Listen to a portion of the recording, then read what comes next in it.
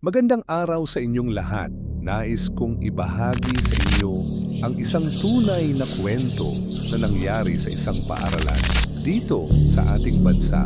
Kaya kung handa na kayo, simulan na natin.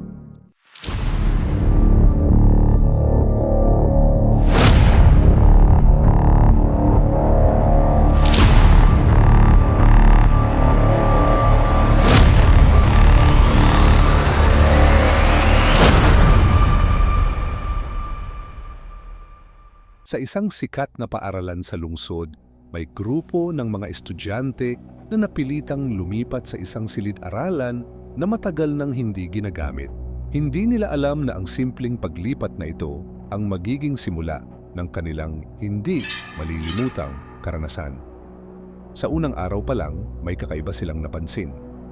Habang nakaupo sa klase, may isa sa kanila ang nakakita ng anino sa bintana, isang anyo ng taong nakatayo at nakatingin sa loob. Nang tingnan nila, wala namang tao sa labas. Tuwing hapon, may maririnig silang tunog ng lumang radyo na nagpapatugtog ng mga kantang popular noong 1970s. Ang nakakatakot, wala namang kuryente sa silid na yon. Walang nakakapaliwanag kung saan nanggagaling ang tunog. Napansin din nila na bigla na lang lumalamig ang silid kahit tanghaling tapat at ang pinto ay kusang sumasara ng walang hangin. Minsan, may estudyante na nakipag-usap sa isang guro na hindi nila kilala. Sinabi raw ng gurong iyon na dapat hindi sila aalis sa kanilang mga upuan. Nang malaman nila ang tungkol dito, agad silang nagtanong sa mga tagapaglinis ng paaralan. Doon nila nalaman ang katotohanan. Ang silid na iyon ay dating saksi sa isang trahedya.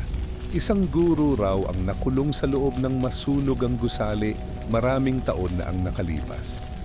Mula noon, hindi na muling binuksan ang silid at ginawang bodega na lamang.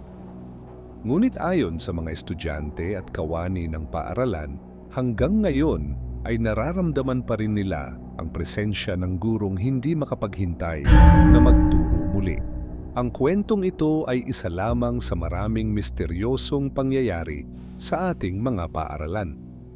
Nagpapaalala ito sa atin na may mga bagay na hindi kayang ipaliwanag ng agham at lohika. Kung may katulad din kayong karanasan, ibahagi nyo sa comment section. Huwag kalimutang mag-subscribe sa aming channel para sa mas marami pang kwentong tulad nito. I-click din ang notification bell para updated kayo sa aming mga bagong videos. Maraming salamat sa pakikinig. Hanggang sa muli, mga kaibigan. Ingat kayo palagi.